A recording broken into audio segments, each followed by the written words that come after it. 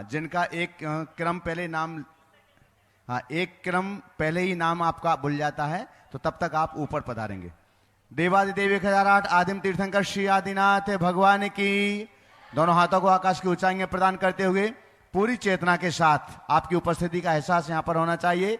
चैतन्य चमत्कारी श्री चंद्र प्रभु भगवान की, परम शांति विधायक श्री शांतिनाथ भगवान की, चिंतामणि श्री पार्श्वनाथ भगवान की, वर्तमान शासन नायक श्री महावीर भगवान की, 24 तीर्थंकर भगवंतों की, संत शिरोमणि 108 आचार्य गुरुवर श्री विद्यासागर जी महामुनिराज की, नवाचार्य श्री समय सागर जी महाराज की, गुणायतन प्रणेता शंका समाधान प्रवर्तक भावना योग जनक अरुणाई के प्रखर वक्ता पूज्य मुनिवर श्री प्रमाण सागर जी महाराज की, पूज्य मुनिवर श्री संधान सागर जी महाराज की, समस्त मुनि संघ की। आइएगा बंधुओं, टीवी चैनल का सबसे लोकप्रिय कार्यक्रम सायंकालीन शंका समाधान के इस सत्र को आप सभी लोग मध्य प्रदेश की राजधानी भोपाल स्थित आचार्य श्री विद्यासागर प्रबंध विज्ञान संस्थान तथा श्री विद्या प्रमाण गुरुकुलम के दिव्य परिसर से देख और सुन रहे हैं। जो लोग यहाँ उपस्थित हैं आप सभी का, और देश और दुनिया में अपने घरों पर पारस चैनल, जिनवाणी चैनल, आदिनाथ चैनल, प्रामाणिक ऐप और अन्य डिजिटल माध्यमों से इस लोकप्रिय कार्यक्रम को देखने वाले सभी दर्शकों का हार्दिक हार्दिक स्वागत एवं अभिनंदन है।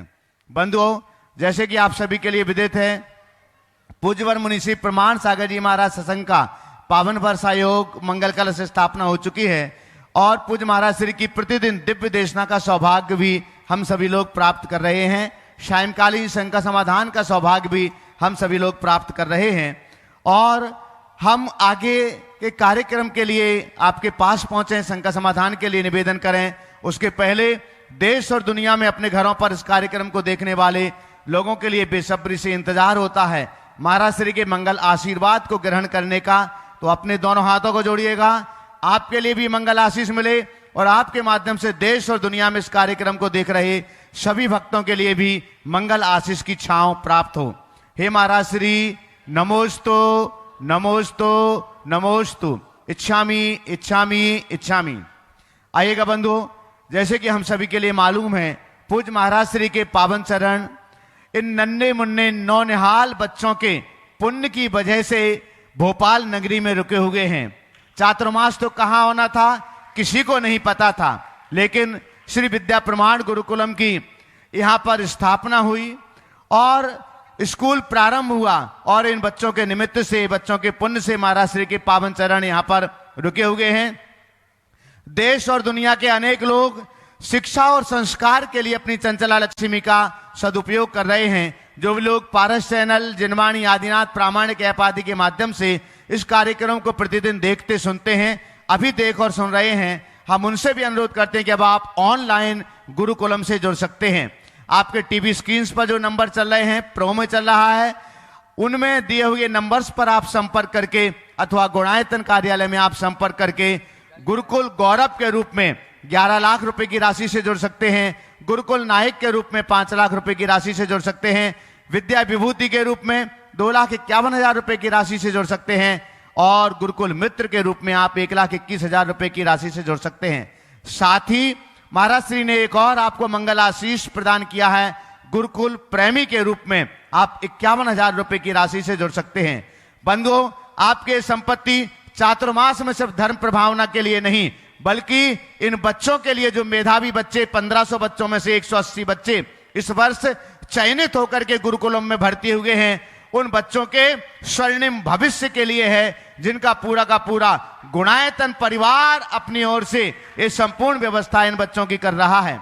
मुझे बहुत प्रसन्नता है कि आज महाराज श्री के पावन चरणों में प्रातः काल वे पहुंचे और उन्होंने गुरुकुल गौरव के रूप में 11 लाख रुपए की राशि से जुड़ने का सौभाग्य प्राप्त किया है। मैं बहुत सम्मान से आपकी जोरदार करतल ध्वनि के बीच सपरिवार उन्हें यहाँ पर आमंत्रित कर रहा हूं।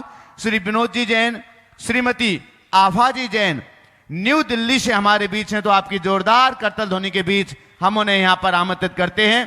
कृपया पधारें। श्री विनोद जी जैन, श्रीमती आभा जी जैन सपरिवार पधारें और आपका सम्मान करने के लिए हम यहाँ पर आमंत्रित कर रहे हैं हमारे बीच श्री महावीर जी सिंघई सिद्धार्थ लक्ष्मी भोपाल से हैं, श्री राकेश जी लोहाड़ी हमारे बीच हैं, कृपया पधारें यहाँ। हाँ हाँ, राकेश लोहाड़ी सपत्नी का है ताकि महिला सम्मान भी हम संपन्न कर सकें। पधारिएगा, आपकी तालियां अनवरत जारी रहना चाहिए गुरुकुल गौरव के रूप में।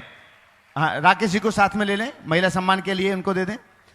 आपकी तालियां अनवरत जारी रहना चाहिए गुरुकुल गौरव के रूप में। आज विनोद जी और आभा जी जैन यहाँ पर आए हुए हैं। उनके मनोभाव तो कुछ और थे, लेकिन महाराज श्री का मंगल आशीर्वाद पाकर के वे गुरुकुलम के उच्चतम अभी जो श्रेणी है वहां तक पहुंचे हुए हैं। आइएगा बंधु, आप भी गुरुकुलम से जुड़ सकते हैं और आपकी ये संपत्ति इन बच्चों के शिक्षा और संस्कार के लिए है, धर्म की प्रभावना के लिए है और गुणायतन परिवार के मजबूत कंधों को और सबलता प्रदान करने के लिए है। आइएगा बंधुओं, चातुर्मास का ये पावन मंगल अवसर है, हम सभी को विदित है। 31 जुलाई को हम पार्श्वनाथ भगवान का मोक्ष कल्याणक बनाएंगे, मुकुट सप्तमी मोक्ष सप्तमी के रूप में। और 9 अगस्त को रक्षाबंधन का 2 दिवसीय, 9 और 10 अगस्त को रक्षाबंधन का 2 दिवसीय कार्यक्रम गुणवर्धन दिवस के रूप में हम सभी लोग यहाँ पर पूज्य श्री की पावन चरण सन्निधि में मनाएंगे।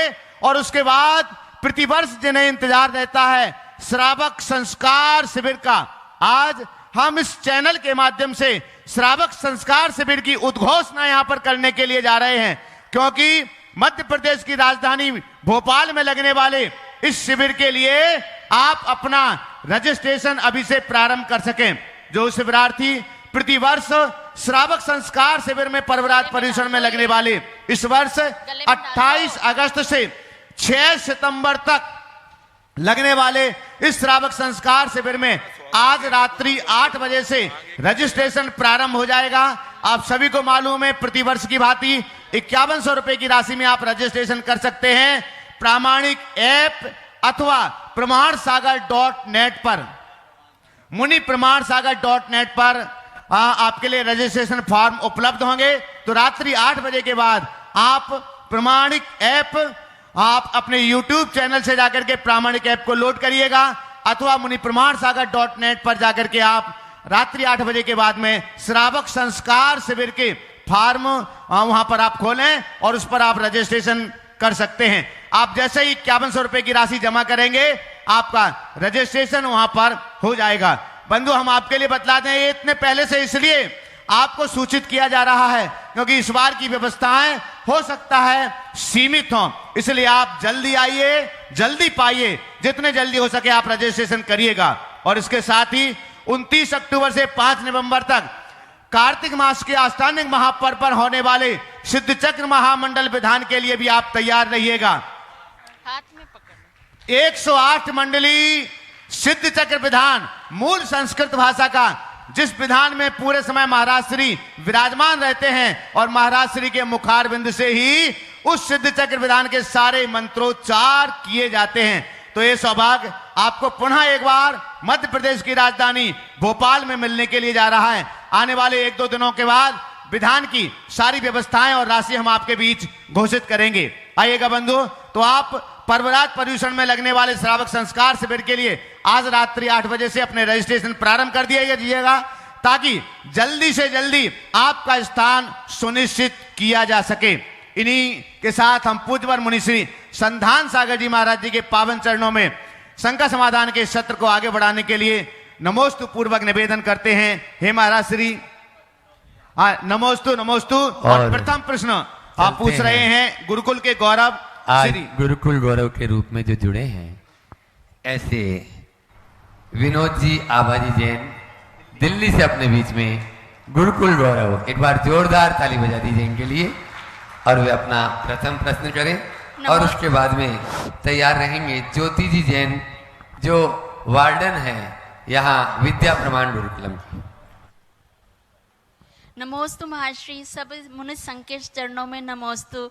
ओह भाग्य हमारा महाराज श्री, आज हमें ये अवसर प्रदान हुआ, हम इसके लिए ओह भाग्य और आभार प्रकट करते हैं प्रभु। और मेरा प्रश्न यही है कि किसी के मुख से सुना था कि जब हम थाली में विधान करते हैं तो हम उसके ऊपर बीज अक्षर बनाते हैं, तो उन्होंने कहा था ये बीज अक्षर नहीं बनाना चाहिए क्योंकि ये धुल जाते हैं, तो कोई मांगलिक बना लीजिए। एक ये और दूसरा ये कि जिनकी अल्प बुद्धि होती है या मंद बुद्धि होती है, उनके कर्मों की निर्जरा और आश्रव का क्या हिसाब रहता है महाराज श्री? देखिए, नमोस्तु। पहले तो मैं नमोस्तु। बहुत बहुत आशीर्वाद दूंगा। आप बहुत अच्छे भाव लेकर आए हैं और आप बहुत अच्छे स्थान से जुड़ गए। एक बार इनका जोरदार अभिनंदन करें। दूसरी बात, जब हम थाली में विधान आदि करें तो स्वस्तिक बनाना चाहिए, बीजाक्षरों का प्रयोग नहीं करना चाहिए, क्योंकि उसमें बीजाक्षर मिटाने से दोष लगता है। और मंद बुद्धि व्यक्तियों का कल्याण जल्दी होता है। ज़्यादा बुद्धि वाले लोग तो भटक जाते हैं, बुद्धि भटकाती है। मंद बुद्धि खतरनाक नहीं है, दुर्बुद्धि खतरनाक। इसलिए मंद बुद्धि है तो मन में हीन भावना मत लाओ। सरलता जिसके मन में हो जल्दी पार लगता है। शिवभूति जल्दी पार हो गया, भवशयन अटक गया। ये शास्त्रीय उदाहरण है। तो हम मंद बुद्धि हैं, इससे कोई परवाह नहीं। इतनी बुद्धि होनी चाहिए कि मेरा किसमें हित है। अगर इतनी बुद्धि जग गई तो हमारा बेड़ा पार। नमोस्तु महर्षि, नमोस्तु। ज्योति जी जैन श्री विद्या प्रमाण गुरुकुलम, और उसके बाद तैयारी में विराट जैन नवरंगपुर उड़ीसा से, जो विद्या प्रमाण गुरुकुलम के छात्र हैं। ओ हाँ, बीच का गैप। बोलो, आप प्रश्न बोलो। विराट तैयार रहे। गुरुवर माइक के पहले से चरणों में पहुंचाओ। गुरुवर के चरणों में नमोस्तु नमोस्तु नमोस्तु। छुल्लक जी के चरणों में इच्छामी इच्छामी इच्छामी। महाराज जी, मेरा प्रश्न है, क्या निराशा और लाचारी में किया गया परिवर्तन स्थायी होता है?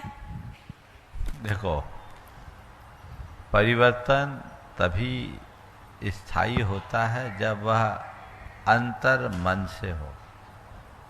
निराशा, लाचारी, दबाव, मजबूरी में किया गया परिवर्तन परिवर्तन नहीं, अल्पकालिक समझौता होता है, जो समय पाकर के फिर परिस्थितियां बदल देता है। इसलिए हम कभी अल्पकालिक परिवर्तन को न देखें। ये एक समझौता, एडजस्टमेंट है। हम दीर्घकालिक परिवर्तन को अपने जीवन का लक्ष्य बनाएं। यदि ऐसा करेंगे तो वह स्थायी होगा। नमोस्तु महाराज जी। विराट जैन नवरंगपुर उड़ीसा, और उसके बाद में आगम जैन ललितपुर, ये भी विद्या प्रमाण गुरुकुलम। अब बार्डन नहीं। नमोस्तु महाराज श्री, नमोस्तु महाराज श्री, नमोस्तु महाराज श्री। महाराज श्री, मेरा प्रश्न यह था कि जो देव सर्वाक सिद्धि में होते हैं वो कैसे भाव करने से बनते हैं? ये तो पता है कि फिर से बोलो बेटा। महाराज श्री, मेरा प्रश्न यह था कि जो देव सर्वाक सिद्धि के होते हैं, जो देव सर्वाक सिद्धि के होते हैं वो कैसे भाव करने से बनते हैं? और मतलब वो तो एक भाव अवतारी होते हैं और लौकांतिक देव भी एक भाव अवतारी होते हैं। तो लौकांतिक देव उनकी तरह तत्व विचार की जगह कुछ और क्यों करते हैं? वो सेम जैसा करते हैं वैसा क्यों नहीं करते? बहुत अच्छा सवाल है। पहले तो इस बच्चे का उत्साह वर्धन करें।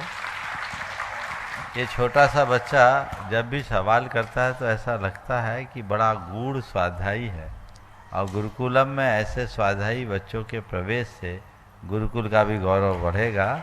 और मैं तुम्हारे माध्यम से सभी बच्चों से कहूँगा कि इधर उधर की बातों में अपना समय खराब करने की अपेक्षा पढ़ाई के बाद जब समय बचे तो जिनवानी की बातें करो जो तुम्हारे जीवन की कल्याणी बन सके।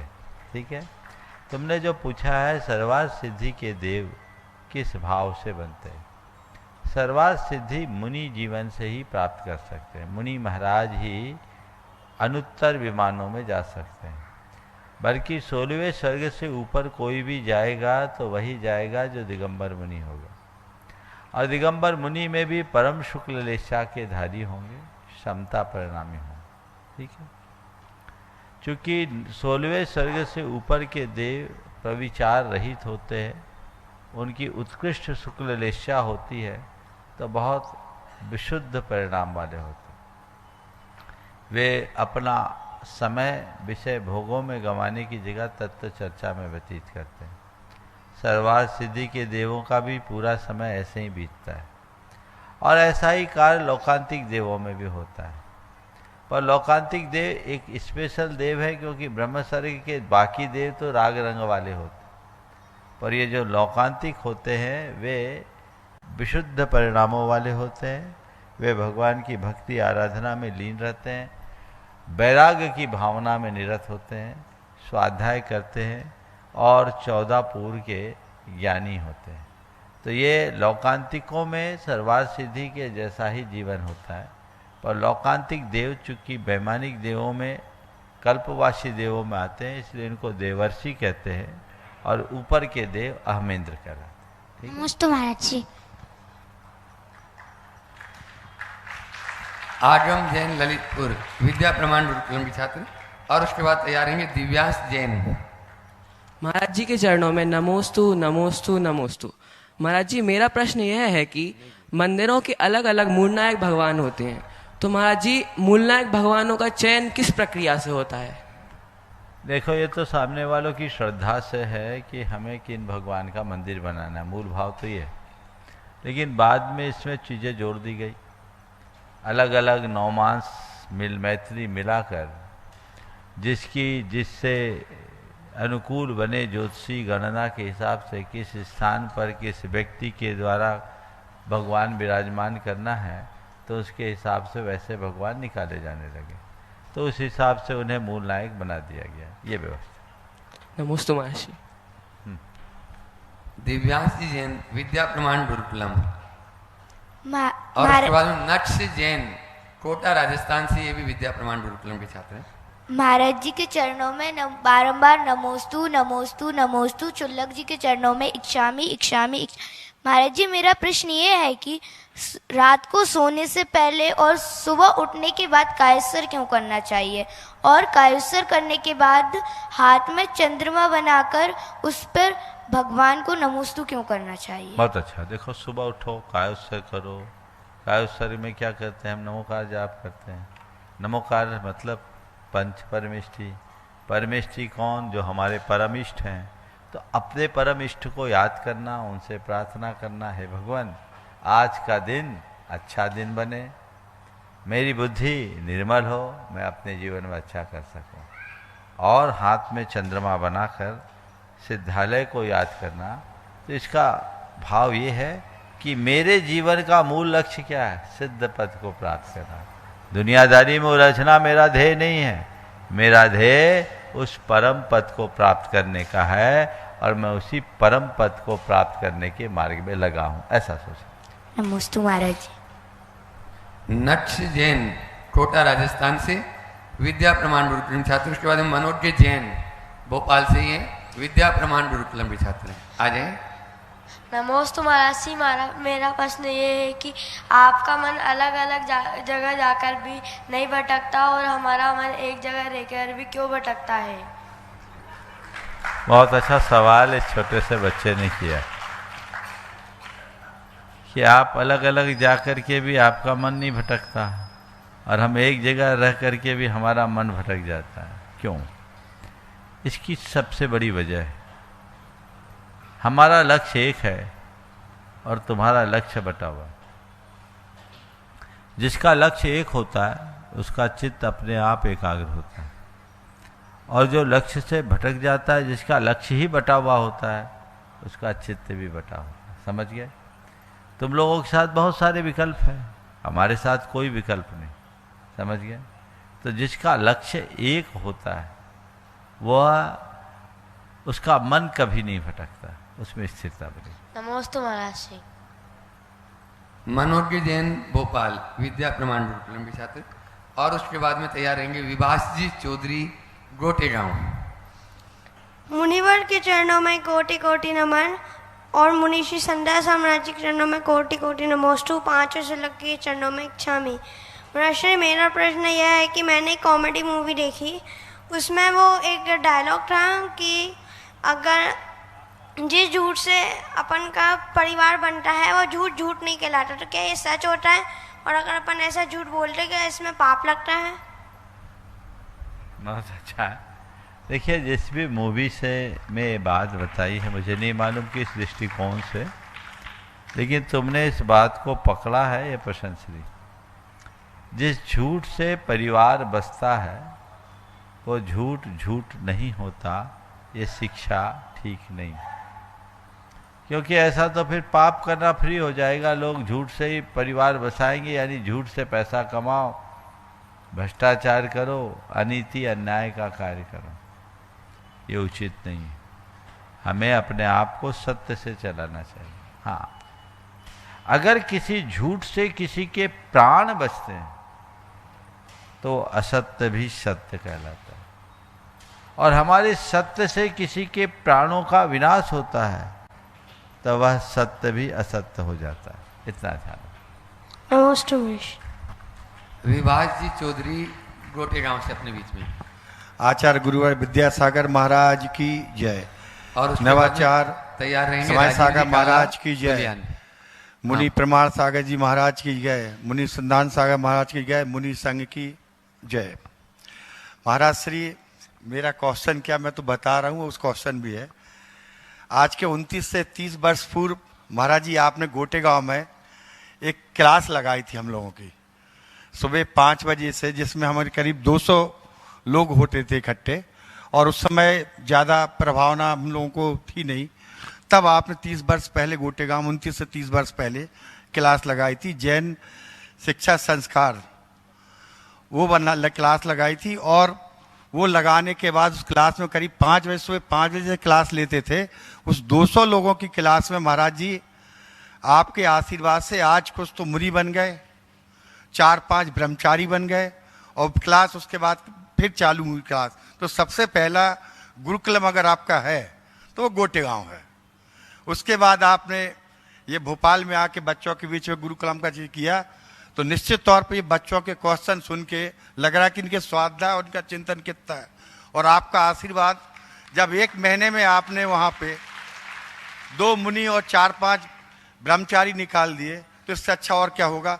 महाराज जी, मेरा आपसे ये नम्र निवेदन है, हमारे छुल्लक जी भी एक आपके गोटे गांव से हैं, और 30 साल से आप गोटे गांव तब आए नहीं हैं।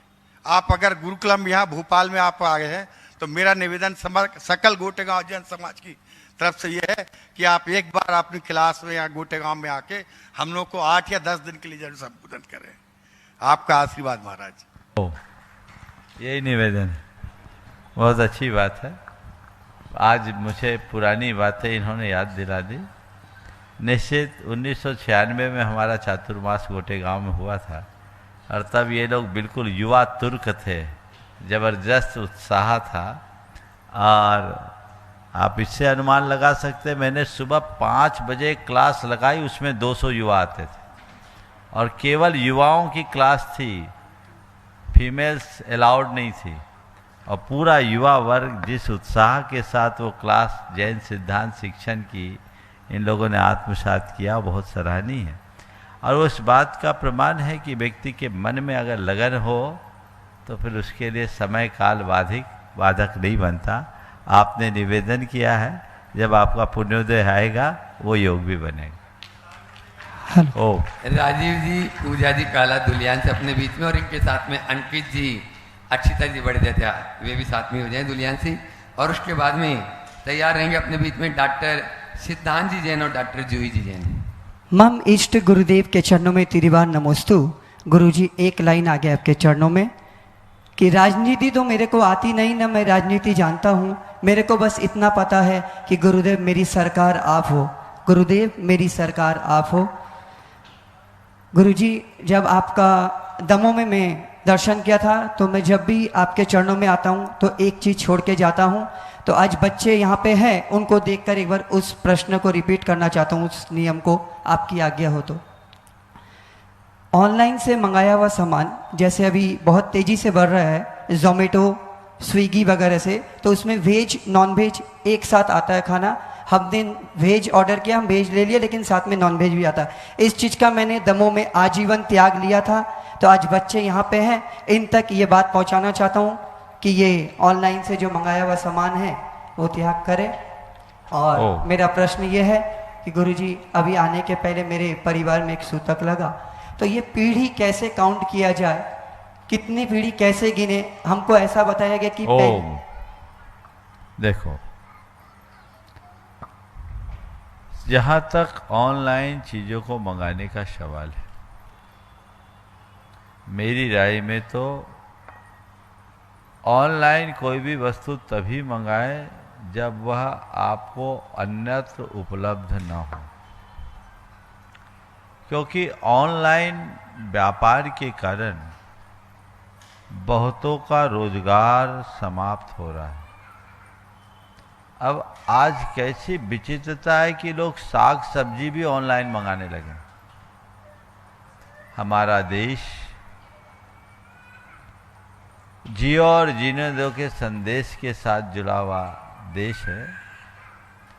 प्रेम और परस्परता जन्य मूल्यों को साथ लेकर चलने वाला देश है। हमारे यहाँ एक ऐसी व्यवस्था रही कि एक ही वस्तु के निमित्त अनेक लोग लाभान्वित हो और उनका पेट पले। ऑनलाइन बिजनेस ने इस सारे चेन को तोड़ दिया और धीरे धीरे व्यापार कुछ लोगों के हाथों में सिमट रहा है। इससे लाखों दुकानदार, ठेले वाले और टोकनियों में सामान रख करके बेचने वाले लोगों का रोजगार नष्ट हो रहा है। मानता हूं इसमें आपको थोड़ी सुविधा है, आपको चीज़ें कुछ सस्ती भी मिल सकती है, लेकिन हमें केवल अपनी सुविधा के लिए जीना ठीक नहीं है। हमें अपनी सुविधा के साथ औरों की रोजी रोटी का भी ख्याल रखना चाहिए, उनके रोजगार का भी ध्यान रखना चाहिए। जैसे मुझे जानकारी है कि प्रति वर्ष ऑनलाइन व्यापार बहुत तेजी से बढ़ रहा है, और मुझे एक, अगर ये आंकड़ा सही है जो मुझे जानकारी दी उस आधार पर बता रहा हूँ कि यदि यही रफ्तार रहा तो आने वाले 30 सालों के भीतर पूरे बाजार में 75% हिस्सेदारी ऑनलाइन की हो जाएगी। ऐसी मुझे जानकारी दी। मुझे नहीं मालूम ये कितना सत्य है, लेकिन जिस अनुपात से ऑनलाइन व्यापार बढ़ रहा है वह चिंतनीय है। सरकार को तो अपने टैक्स से मतलब है, इसलिए सरकार भी इसे प्रोत्साहित कर रही है, लेकिन ये हमारे समाज और देश के सेहत के लिए कतई अच्छा नहीं है। इसके दूरगामी परिणाम बहुत भयानक निकलेंगे, हमें इस पर ध्यान रखना। अब आपने खाद्य पदार्थों की बात की, बिल्कुल सही है और गंभीर है। आप ऐसे तो परहेज करते हो कि हम वेज होटल में जाएंगे, नॉन वेज में नहीं जाएंगे, लेकिन जिनसे आप मंगा रहे हो वो सब चीज़ों को सप्लाई कर रहा है और आपका पैसा हिंसा के कार्य में जा रहा है। आप हिंसा के भागीदार बनोगे, इसे कोई रोक नहीं सकता। इसलिए इनका परहेज करना चाहिए। आप अहिंसावादी हैं तो त्याग कीजिए, ऑनलाइन चीज़ें हम नहीं मंगाएंगे। आपको अगर ज़्यादा तकलीफ, साग सब्जी, फल सब्जियाँ फल मंगा करके खा लो, मेवा मंगा के खा लो, लेकिन ऐसी चीज़ें क्यों खाओ जो वेज और नॉन वेज एक साथ आते? वो तो अभक्ष्य पदार्थों के साथ सम्मिश्रित है, इनसे बचना चाहिए। और ऑनलाइन व्यवसाय के अन्य भी दूसरे परिणाम समाज में आ रहे हैं। डिलीवरी बॉयज के माध्यम से जिस तरह से अनाचार घरों में प्रवेश कर रहा है, घरों की मर्यादाएं जिसके कारण खंडित हो रही है, लव जिहाद जैसे प्रकरण जिसकी वजह से बढ़ रहे हैं, इन सब पर गंभीरता से विचार करना चाहिए। आपका फ़ोन नंबर जैसे ही बाहर जाता है, आप न जाने कितनों के शिकंजे से कस जाते हैं। तो इन सब बातों पर खूब गंभीरता से विचार करना चाहिए। तुमने बिल्कुल सही बात पर ध्यान केंद्रित किया है और हमें इस पर गंभीरता से विचारना चाहिए। आप तय कर ले, हम ऑनलाइन चीज़ें न मंगाएंगे न खाएंगे। खासकर खाद्य पदार्थ तो हम ऑनलाइन कतई ना मंगाएं। ज़रूरत पड़े तो बाहर जाके हम खा लें। बहुत सारे शाकाहारी रेस्टोरेंट होते हैं, भोजनालय होते, वहाँ जाकर के हम भोजन करने की व्यवस्था कर लें, लेकिन इस तरह का कार्य करने से अपने आप को पूरी तरह बचा के रखें, तभी हम अपने धर्म और संस्कारों को सुरक्षित रख पाएंगे। तुम्हारा जो सवाल है, पीढ़ियों का निर्धारण कैसे होता है? पीढ़ी का निर्धारण जहाँ से खून के रिश्ते शुरू होते वहाँ से होता है।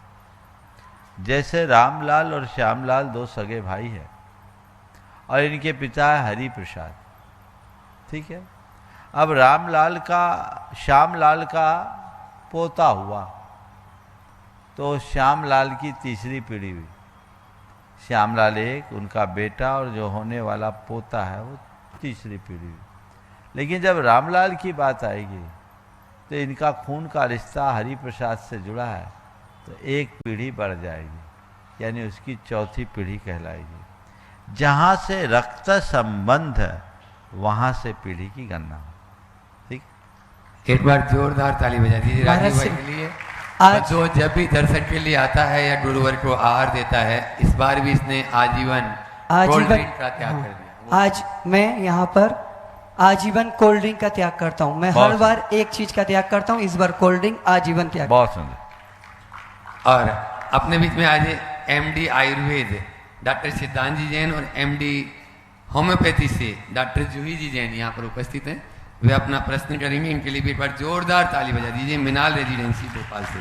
और उसके बाद में आज अपने बीच में बैंकर फॉर्म भोपाल, भारतीय जैन बैंकर फॉर्म भोपाल के बहुत सारे सदस्य यहाँ पर उपस्थित हैं। राजेश जी जैन लाल घाटी के नेतृत्व में वे सभी तैयार रहेंगे। महाराज जी के चरणों में त्रैवार नमोस्तु, सभी चुल्लक महाराज के चरणों में इच्छामी। मेरा छोटा सी एक जिज्ञासा है महाराज जी, चिकित्सक होने के नाते, भूख का लगना व्याधि है या भूख का नहीं लगना व्याधि है? बहुत सुंदर।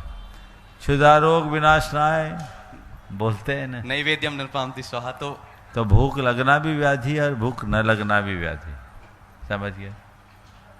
भूख लगना भी व्याधि है और भूख न लगना भी व्याधि है।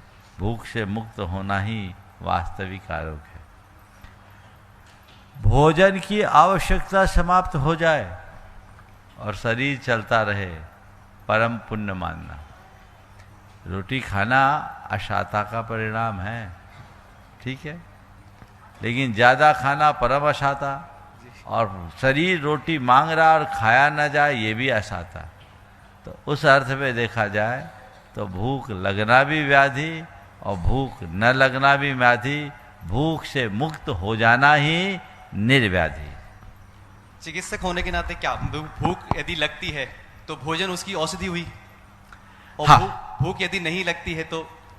देखिए, भोजन भूख की औषधि ही है, इसलिए क्षुधा को रोग बताया, वो उसका उपचार है।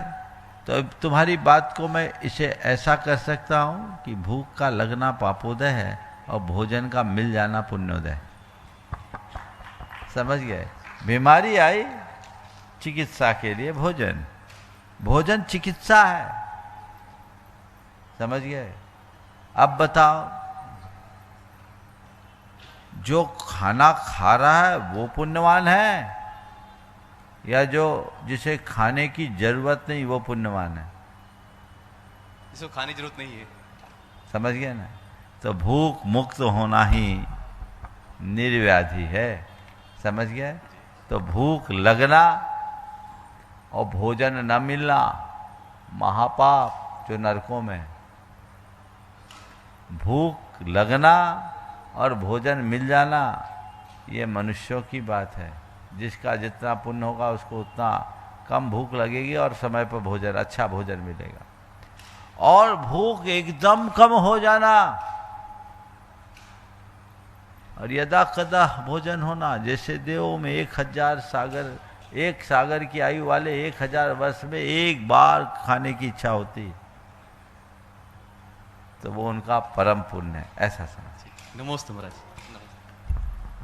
बंधुओं, अखिल भारतीय जैन बैंकर्स फोरम भोपाल, यह यूनिट अभी जो आपके सामने सब नजर आ रहे हैं, यहाँ गुरुवर का 39वां चातुर्मास चल रहा है और उन्होंने 39 वृक्षों के साथ श्री विद्या प्रमाण गुरुकुलम में आज इस प्रातःकाल से इधर आ गए थे और उसी समय से वृक्षारोपण भी किया इन्होंने। जोरदार ताली बजा दीजिए। प्रकृति को बचाने में भी अपना सहयोग कर रहे हैं प्रभात जी गोयल अध्यक्ष और अरुण जी, अलका जी चौधरी, ये भी सब इसी सदस्य, राजेश जी लाल घाटी। 2 प्रश्न आपके लिए गुरुवर बता रहे हैं, 2 प्रश्न कर लेंगे। महाराज जी, अखिल भारतीय जैन बैंकर्स भोपाल के सभी सदस्यों की ओर से आपको बारंबार नमोस्तु नमोस्तु नमोस्तु। जैसा कि महाराज जी ने बताया, आज पावन वर्षा योग के 39वें दिवस को चिरस्थायी बनाने के लिए हम लोगों ने 39 पौधों का पौधारोपण किया है और सभी फलदार औषधि वृक्ष हैं यहाँ पर, जो कि हमेशा सुगंधित रहेंगे, महकाते रहेंगे, जैसे कि आपकी वाणी हमें महकाती रहती है।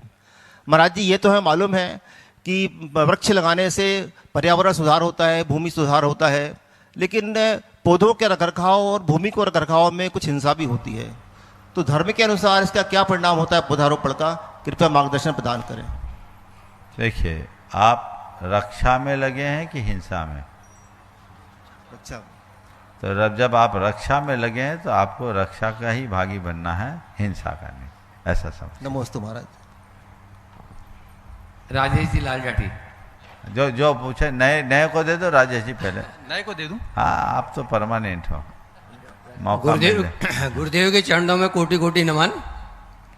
गुरुदेव, मैं ये जानना चाहता हूँ कि प्रतिक्रमण में हम पढ़ते हैं 7 गारव, ये गारव क्या होते हैं, इनके बारे में थोड़ा जानकारी। देखिए, गारव है एक प्रकार का अभिमान। रस, रिद्धि और 7 गारव के भेद से गारव 3 प्रकार का है। रसायनों की सिद्धि हो गई, पहले एक रसायन सिद्ध कर लिया, उससे चाहे जितना सोना बना लिया, इसको बोलते थे रस गारव। कोई विशेष रिद्धि की प्राप्ति हो गई, उसकी अभिमान का नाम रिद्धि गारव। और 7 गारव कहीं कहीं शब्द गारव भी बोलते हैं, जिनका बड़ा ठाट बाट है, बड़े बड़े राजा महाराजा जिसके आगे पीछे घूमते हैं, सेठ साहूकार किंकर की तरह आगे पीछे होते हैं, उसका अभिमान यदि साधु में आ जाए तो इसको बोलते हैं 7 गारव। ये हो गया। नमोस्तु गुरुदेव। आखिरी, हाँ गुरुदेव, हमारा किसी अपनों से या हमारे किसी साथी से हमारी झगड़ा हो जाता है, तीक्ष्ण झगड़ा हो जाता है, तो हमारा उससे अबोला होने लगता है। अबोला लंबा खिंचे तो फिर वो बंद का कारण बनता है। मैं अपना व्यक्तिगत स्वभाव बताऊं तो मैं अधिकांश लोगों से अगले दिन जैसे ही मिलते हैं तो जय जयंत करने की कोशिश करता हूं, लेकिन कुछ लोगों के साथ इतना तीक्ष्ण झगड़ा होता है कि लंबे समय तक अबोला होता है। हम इनसे कैसे बचें और अपने अंतर मन को कैसे शुद्ध करें, इसके लिए? सबसे पहले तो अब इतनी समझदारी आने के बाद तीक्ष्ण झगड़ा कहाँ से हो जाता है? तो झगड़ा ही खत्म करो ना भाई, झगड़ा ही नहीं हो। बच्चे झगड़े तो समझ में आए, बड़े यदि बड़ा झगड़ा करे तो लगता है अभी उनमें बड़प्पन पूरी तरह प्रकट नहीं हुआ। झगड़े की जल से बचो, अपने आप को आग्रह मुक्त रखो, झगड़ा समाप्त हो जाएगा। पहली बात तो हम पहले अपने आप को झगड़े से बचाएं। फिर दूसरी बात, यदि झगड़ा हो भी गया तो तुरंत क्षमा मांग ले, उसे आगे न बढ़ने दे। अगले दिन जय जिनेंद्र बोलने की जगह वहीं कहो, भैया हमने इतने झगड़े कर लिए लेकिन हम करना नहीं चाहते, हमारे मुंह से निकल गया, हमारी उत्तेजना में हुआ, ये मेरी नकारात्मक प्रतिक्रिया थी, मैंने आपसे जो कुछ भी कहा सुना, उसके लिए मैं हृदय से आपसे क्षमा मांगता हूँ, आप क्षमा करो, मामला रफा दफा। ठीक है ना? अबोला होना बुरा नहीं है, पर बबाल होना अच्छा नहीं। तो बोलने से बबेला हो तो अपने तबेले में ही रहो, दूरी रखो, अबोला अच्छा है। चलिए, अपने बीच में गुणायत के संपर्क प्रमुख प्रदीप जी काला रांची सपत्नीक यहाँ पर उपस्थित है। मैं चाहूंगा मैं मंच पर आ जाएं, आप लोग एक बार जोरदार ताली बजाएं शीघ्रता से। और मैं चाहूंगा नवरत्न यहाँ पर अनुभव जी सराफ, इस चातुर्मास के नवरत्न रोहित जी सुगंधी और चातुर्मास के नवरत्न अपने बीच में संदीप जी गोदा, तीनों नवरत्न परिवार। प्रदीप जी की सपत्नी जो यहाँ पर उपस्थित है, प्रदीप जी, उनका स्वागत अभिनंदन करने, और महिला स्वागत के लिए रांची से अपने बीच में चंद्रकला पाटनी मंत्री गुणायतन भी आ जाएं और श्रीमती प्रदीप जी का स्वागत अभिनंदन करें। नमस्ते गुरुदेव। सम्मान न हो तो बेहतर है। गुरुदेव, एक भावना उमड़ करके आई है, मैं पहले उससे प्रकट करना चाहूंगा। आज इन गुरुकुल के बच्चों को देख करके ऐसा मन में आता है कि काश मैं भी 5 साल का 6 साल का हो जाऊं और इस गुरुकुल में आकर के ऐसे ही संस्कारों को पाऊं। बहुत अच्छा लगा गुरुदेव। गुरुदेव, मेरा बहुत ही बेसिक सा प्रश्न है। मैं चतुर्मास कलश स्थापना में भोपाल की ओर आया हुआ था। मेरे ग्राहकों का फोन आता है जो ज्यादा करके अजैन है, तो वो मुझसे पूछते हैं कि यह चतुर्मास क्या है, कलश स्थापना क्या है, ध्वजारोहण क्या है, इन 4 महीने में आप जैन लोग क्या करते हो, यानी कि आपके श्रावक सारे क्या करते हैं, श्रमण क्या करते हैं, और वो कैसे जो है हम समझा पाए अजैनों को कि हमारा चतुर्मास होता क्या है। बहुत अच्छा सवाल किया है। पहले तो मैं चाहूँगा एक बार जोरदार अभिनंदन कर ले। बड़े कर्मठ और लगनशील कार्य करता है और अभी वर्तमान में एक विशेष उपक्रम में हमने इन्हें लगा रखा है जो गुणायतन के कार्य को गति दे रहा है। बहुत अच्छे से ये कर रहे हैं। एक बार पुनः इनका जोरदार अभिनंदन करें। आपने जो सवाल किया है बिल्कुल हमें इसकी जानकारी होनी चाहिए और लोगों तक भी ये जानकारी पहुंचानी चाहिए। दरअसल चातुर्मास वर्षा योग है जो मुनियों की एक साधना है। बरसात के दिनों में सूक्ष्म जीवों की उत्पत्ति बहुत हो जाती है और सूक्ष्म जीवों की उत्पत्ति होने के कारण एक स्थान से दूसरे स्थान में जाने में हिंसा होने की संभावना होती है। तो जैन मुनि इस वजह से अपनी प्रवृत्तियों को नियंत्रित कर एक स्थान पर रुकते हैं और उनके इस प्रवास का नाम चातुर्मास या वर्षा योग होता है। क्योंकि मुनि लोगों का पूरे साल भर एक जगह टिकना नहीं होता। दिगंबर जैन मुनि की सबसे बड़ी विशेषता है न उसकी कोई ड्रेस है न कोई एड्रेस है। वो हमेशा एक स्थान से दूसरे स्थान तक विचरण करते रहते हैं। आप जानते हैं कि दिगंबर जैन मुनि का के व्यक्तिगत स्वत्व और स्वामित्व का उनके पास कुछ भी नहीं होता। वे सतत एक स्थान से दूसरे स्थान पर विचरण करते हैं और 24 घंटे में मात्र एक बार आहार लेते हैं। तो ऐसे समय में किसी भी स्थान विशेष पर दिगंबर साधु का ज़्यादा रुक पाना संभव नहीं होता। पर चातुर्मास में वो घोषित तौर पर एक स्थान पर दीपावली तक रुकते हैं। तो ये श्रावकों के लिए एक उत्सव का रूप बन जाता है। वो सोचते हैं कि जब एक जगह गुरु रुके हैं तो हमें उनका सानिध्य बड़े आराम से मिलेगा और हम लोग विशेष रूप से धर्म की आराधना करेंगे। तो इस प्रकार से मुनियों के लिए चातुर्मास उनकी साधना है और गृहस्थों के लिए धर्म आराधना का अवसर। वे चातुर्मास में बड़े उत्साह उमंग के साथ जुड़ते हैं और चातुर्मास को एक उत्सव का स्वरूप प्रदान करते हैं। इसी वजह से जहाँ कहीं भी चातुर्मास होता है पूरी समाज का अतिरिक्त उत्साह देखने को मिलता है और न केवल स्थानीय समाज का। चूँकि 4 महीने जब एक ही स्थान पर साधुओं का गुरुओं का प्रवास दिखता है तो देश भर से लोग भी आते हैं और समय समय पर लाभ लेते हैं। तो उसके लिए फिर समाज के लोग अपने हिसाब से ऐसी व्यवस्थाएं बनाते हैं जिसमें समाज के बहुसंख्यक लोग लाभ ले सके। इसलिए चातुर्मास होता है और चातुर्मास मंगलमय तरीके से संपन्न हो, इसलिए कलश स्थापना होती है। चातुर्मास मंगल हो, इस चातुर्मास में रहने वाले लोगों की साधना और आराधना मंगलमय हो, इसलिए उस मांगलिक प्रतीक स्वरूप कलश की स्थापना की जाती है। और कलश स्थापना करने का एक और आंतरिक प्रयोजन होता है कि जिसने कलश स्थापना की वो चातुर्मास कराने का मूल श्रेय पाता है। वो चातुर्मास का करापक बन जाता है कि इसने चातुर्मास कराया, उसके श्रेय से चातुर्मास हो गया, ऐसा उसमें मनोभाव होता है। तो इस भाव से चातुर्मास की स्थापना होती है।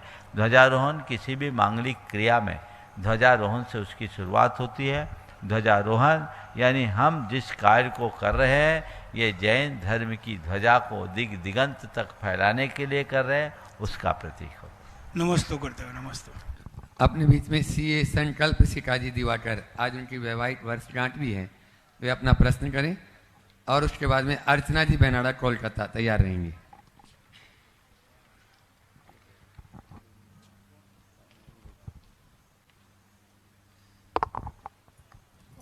गुरुवर के चरणों, मुनिवर के चरणों में नमोस्तु नमोस्तु नमोस्तु।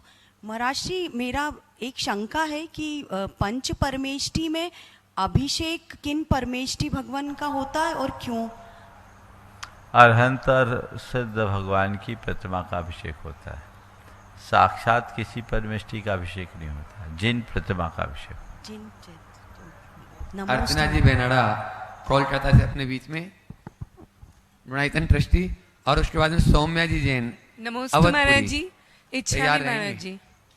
महाराज जी, दर्शन मौनी की क्षय करने के लिए, सप्तम नरक का बंद करने के लिए और मोक्ष जाने के लिए एक ही सहनन चाहिए, वो होता है वज्रवृषभ नाराज सहनन।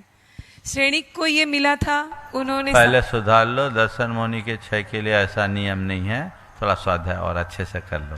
लेकिन मैंने पढ़ा है दर्शन मुझे- मोहनी के क्षय के लिए ऐसा नियम नहीं है, क्षयिक सम्यक तो प्राप्त करने उसके लिए भी ऐसा नहीं है, 6 सहनन में हो सकता है। तो ये जो सहनन है इससे सप्तम नरक भी मिलता है और मोक्ष भी मिलता है, तो ऐसा क्या करे कि हमें ये सहनन प्राप्त और मोक्ष ही मिले? सहनन महत्वपूर्ण नहीं है, अंतर का ज्ञान महत्वपूर्ण है। जितने को अच्छा सहनन मिल गया वो अच्छा कर ले, ऐसा कोई जरूरी नहीं है। इसलिए जो मिला उसी में अच्छा करो ताकि जीवन अच्छा। नमोस्तु महाराज जी। हाँ, सौम्या जी जैन सुपुत्री राजेंद्र जी जैन अवधपुरी, थोड़ा फास्ट करेंगे, समय कम बचा है। और उसके बाद में अपने बीच में बाल ब्रह्म से अशोक भैया जी कुछ सूचनाएं जानकारी दें, और अन्नू भैया जी शिरोमणि संरक्षक और नवरत्न।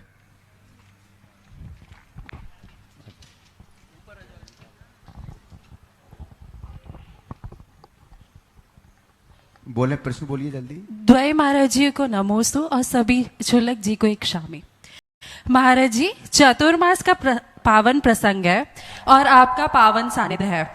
ऐसे में हमारे भाव होते हैं कि नियम संयम के साथ अपने अंतरंग में परिवर्तन लाए, लेकिन हम अपना व्यावहारिक जीवन में देखते हैं कि जो हमारे मित्रगण हैं वो धार्मिक व्यक्ति को अलग नजरिए से देखते हैं और उनका व्यवहार भी अलग होने लगता है।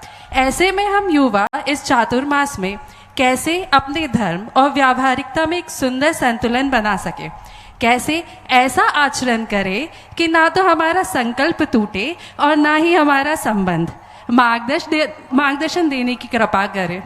सबसे पहली बात तो मैं ये कहता हूँ कि अगर कोई धार्मिक है तो उन्हें अपने धार्मिक होने का गर्व रखना चाहिए कि मैं इस धरती के उन पुण्यशाली लोगों में हूँ जिनकी श्रद्धा धर्म से जुड़ी है और जो धर्म कर रहा है। संकोच क्यों?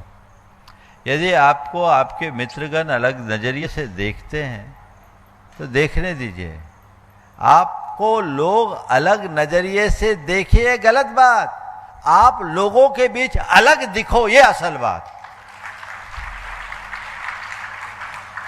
हमें क्यों, हम अपनी छाप छोड़े ना। हम पाप कर रहे हैं, हम कोई अपराध कर रहे हैं, हम कोई अनाचार कर रहे हैं, हम कोई पाखंड कर रहे हैं। संकोच किसको होना चाहिए?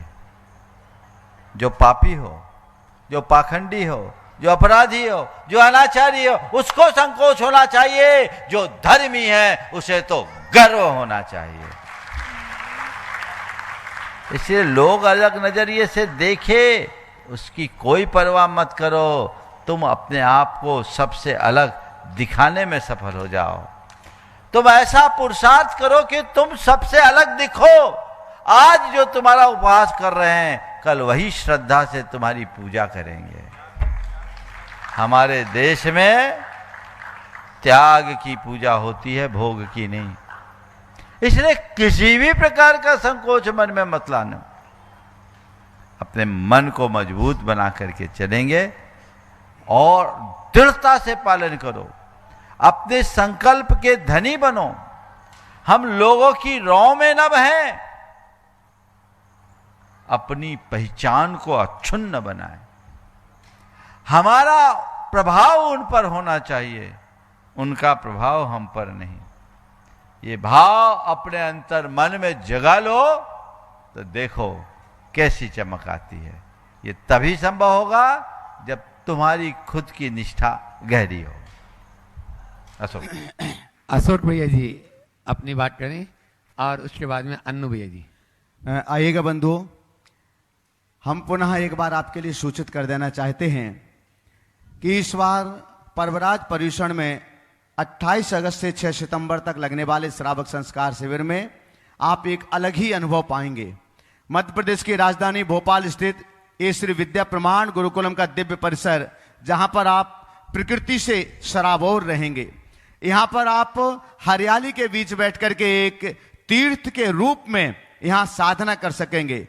आप शहर में होते हुए भी शहर से बहुत दूर होंगे, जहां पर प्रकृति और तीर्थ का अनुभवन आपके लिए श्रावक संस्कार शिविर में मिलेगा। और अभी हमने कहा था आपसे कि 8 बजे फॉर्म आप फिलिप कर सकते हैं, लेकिन अब प्रामाणिक ऐप और मुनि प्रमाण सागर .net पर फॉर्म अपलोड हो चुका है। आप अभी चाहें तो अभी 5100 रुपए की राशि जमा करके श्रावक संस्कार शिविर के फॉर्म खोल करके आप अपना रजिस्ट्रेशन प्रारंभ कर सकते हैं। पुनः आपके लिए बतला दें, चूंकि ये राजधानी में शिविर लग रहा है और हो सकता है इतने पहले प्रारंभ करने के लिए आपको सूचित किया गया है। अगर संख्या ज्यादा हो जाएगी तो समय से पहले, इसलिए आप पहले आइए, पहले पाइएगा। श्रावक संस्कार शिविर में अपनी भूमिका जो प्रतिवर्ष आते हैं और जो लोग नए से महाराज श्री के श्री चरणों में आना चाहते हैं वे लोग भी पधारें। 5100 रुपए की राशि जमा करके प्रामाणिक ऐप और मुनि प्रमाण सागर .net पर अपना रजिस्ट्रेशन करें। साथी बंधुओं, कार्तिक मास के आस्थानिक महापर्व में होने वाले संस्कृत भाषा के सिद्धचक महामंडल विधान जो कि 29 अक्टूबर से 5 नवंबर तक होगा, उसके लिए भी आप अपनी तैयारियां कीजिएगा। 108 मंडली सिद्धों की सिद्धचक महामंडल विधान के माध्यम से सिद्धों की आराधना करने का पावन सौभाग्य आपके हाथों में होगा, तो आप तैयार रहिएगा। लेकिन पर्वरात पर्यूषण के लिए अभी समय है, सिद्धचक विधान के लिए अभी समय है। मैं महाराज श्री के पावन श्री चरणों में प्रार्थना करता हूं, महाराज श्री आपने श्री विद्या प्रमाण गुरुकुलम के इस दिव्य परिसर में बहुत ऊर्जा एकत्रित की और जो काम वर्षों से नहीं हो पाया वो 1-2 महीने के अंदर आपने भावना योग पर वह काम यहां पर किया हुआ है। भावना योग पर इतने कम समय में आपकी 3 पुस्तकें अभी तक प्रकाशित हो चुकी हैं और सबसे ज्यादा प्रसिद्ध जो पुस्तक अभी 13 जुलाई को माननीय श्री शिवराज सिंह जी चौहान और प्रहलाद जी पटेल के हाथों जिसका विमोचन हुआ, फील टू हील, इस पुस्तक के बारे में, और इन लोगों के लिए उसके पहले भावना योग के माध्यम से इनके तन मन चेतन की स्वस्थ और प्रशस्तता बनी रहे, इसके लिए मैं आपके चरणों में अनुरोध कर रहा हूं कि फील टू हील पुस्तक के माध्यम से किस प्रकार से ये भावना योग से लाभान्वित हो सकते हैं। नमोस्तु महाराज। देखिए, ये आप लोगों के लिए बहुत अच्छा सहयोग बनने जा रहा है कि दशलक्षण पर्व में आपको श्रावक संस्कार शिविर में सम्मिलित होने का अवसर मिल रहा है। पहली बात तो मैं कहूँगा कि जो लोग अपने सर्व संकल्प विकल्पों से मुक्त होकर दशलक्षण को अच्छे से आराधित करना चाहते हैं, वे शिविर में जल्दी से जल्दी अपना नाम अंकित कराएं। कल मैं इसमें और विस्तार से चर्चा करूंगा, लेकिन इतना संकेत मैं कर रहा हूं, हर साल हमें रजिस्ट्रेशन बंद करनी पड़ती है क्योंकि स्थान उतने ही होते हैं जितनी व्यवस्था हो, इसलिए लोग जल्दी से जल्दी अपना पंजीयन करा ले ताकि बाद में उन्हें निराशा न लगे। 10 दिन की विशुद्ध आराधना गुरु सानिध्य में रहकर अगर आप करेंगे तो वो आपके जीवन में 4 चांद लगाएंगे। अभी भावना योग की बात की, भावना योग के प्रति सभी का झुकाव, मैंने पिछले दिनों जब भावना योग का एक शिविर हुआ था तब भी कहा था कि एक भावना योग का ऑनलाइन शिविर होगा। अभी फील टू हील भावना योग का विज्ञान जो पुस्तक प्रकाशित हुई है, सभी लोग ये पुस्तक मंगा ले जितने लोग सुन रहे हैं। इस पुस्तक के ऊपर आधारित 8 दिवसीय ऑनलाइन शिविर का पहला चरण आगामी 27 जुलाई से 8 दिन तक चलेगा, अगले रविवार तक। वो हमारे प्रवचन के टाइम में होगा। इन 8 दिनों में भावना योग के विविध विषयों पर प्रवचन होगा और ये प्रवचन फील टू हील भावना योग का विज्ञान इस पुस्तक के 24 अध्यायों में आगामी प्रारंभिक 13 अध्यायों पर होगा। ये पहला चरण होगा। पहले फेज में आप इससे भावना योग के समग्र सिद्धांतों और उनके वैज्ञानिक पक्ष को बहुत अच्छे तरीके से समझ सकेंगे, आत्मसात कर सकेंगे और औरों को भी भावना योग के लिए प्रेरित कर पाएंगे। तो ये पुस्तक आप लोग मंगाएं, यहाँ भी उपलब्ध है, ऑनलाइन भी आप उपलब्ध कर सकते हैं। कोशिश होगी डिजिटल फॉर्म में भी आपको वो पुस्तक उपलब्ध हो सके। आप अगर उस पुस्तक को पढ़ेंगे तो आपको बहुत लाभ होगा। भावना योग की अन्य पुस्तकें भी इसमें कारगर है और मैं चाहूँगा चिकित्सा विज्ञान से जुड़े जितने लोग हैं वे जरूर इससे जुड़े। उसमें मैं भी रहूँगा और हमने इस बार कुछ चिकित्सकों और वैज्ञानिकों को भी इसमें शामिल किया है। वो अपना पावर पॉइंट प्रेजेंटेशन भी उसी विषय के ऊपर आधारित होकर देंगे। वह एक प्रकार की पाठ्य पुस्तक के रूप में आप सबके बीच होगी, इसलिए डॉक्टर सुभाष जकारिया और अन्य लोग भी रहेंगे। 3 अगस्त तक 27 जुलाई से एक सप्ताह का ये पूरा कार्यक्रम है। आप सब अभी से अपना संपर्क बनाएं। और मैं तो चाहूँगा कितने लोग जुड़ रहे हैं उनकी गणना के लिए यदि कल उसके रजिस्ट्रेशन की निःशुल्क व्यवस्था हो जाए तो वो भी की जा सकती है। आप इसका लाभान्वित लो। अनुभव भाई। गुरुदेव के चरणों में बारंबार नमन। गुरुदेव, आज पूरी गुरुकुलम टीम की तरफ से नमोस्तु वंदन। गुरुजी, आज बड़ा दुख का प्रसंग ये आया है कि श्री रमेश चंद्र जी जैन की धर्मपत्नी रानू की माताजी, रोमिका की माताजी श्रीमती मीना जैन का देह परिवर्तन 15 जुलाई को हो गया। गुरुदेव, पूरा परिवार गुणायतन और आपसे बड़ा वात्सल्य रखता है। सुरेश चंद्र जी 1100 क्वार्टर अध्यक्ष के आप परिवार से हैं। मैं चाहूँगा मेरा गुणायतन परिवार पूरा चाहेगा। गुरुजी, आप उनकी परिवार को ढांढस बनाएं और कुछ शब्द बोलें।